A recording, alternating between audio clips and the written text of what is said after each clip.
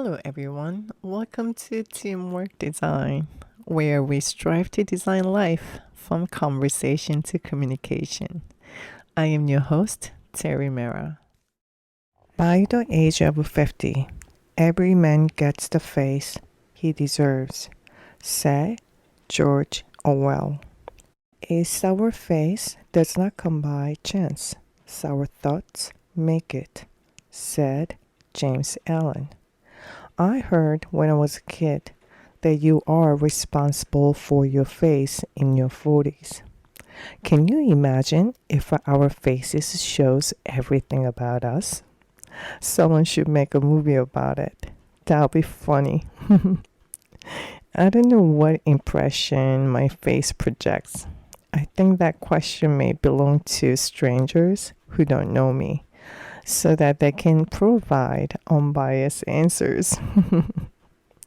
Well, based on what I was told, somehow I do have an intimidating face. I don't know how, but apparently I do so. And I do have an innocent looking face. Not innocent face, innocent looking. And I do have not to mess around face. I mean, along with beautiful face, pretty face, etc.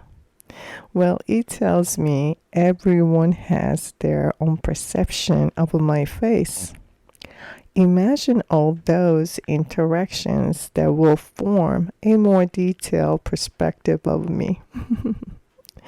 However, have you felt certain emotions or impressions when you encountered someone, even saw a stranger or meet someone for the first time?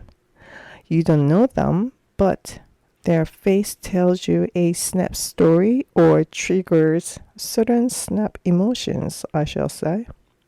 Some of you may claim, I don't judge by people's faces. I agree with that to some extent, but it's not necessarily a judgment, but an impression, which can be a misconception, of course. I mean, it's all relative and subjective, right? But I do have experiences where my impression of the person aligned with their excellent or destructive behaviors. Of course, not all the time. I mean, I was wonderfully surprised by some and disappointed by some, and everything in between. When you look at some people, some age gracefully and some not. Our faces are unique, and we often show our characters through our faces, regardless of the standards we may hold, whether to consider beauty or not. I mean, don't get me wrong, you need more interactions to get to know a person. So, I am not suggesting that our face tells everything.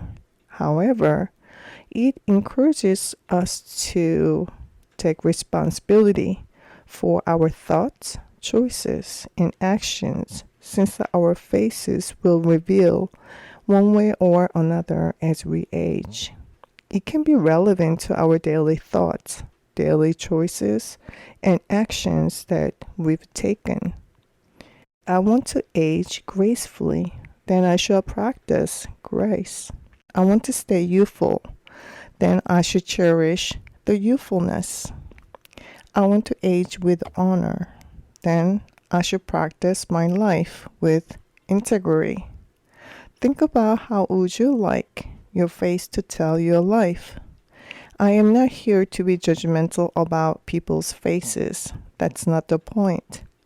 We should be aware of our life choices, regardless of how small it may seem.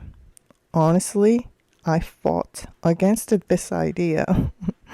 I resisted many of my current perspectives that I shared, more often than not, just to have the experience of being on the other side of views. Whether you believe or not, experienced or not, it makes sense in a way that we should think, speak, act accordingly how we like our face to tell our stories. What story would you like your face to tell? Something to think about. Thank you for tuning in. This is your host, Terry Mara.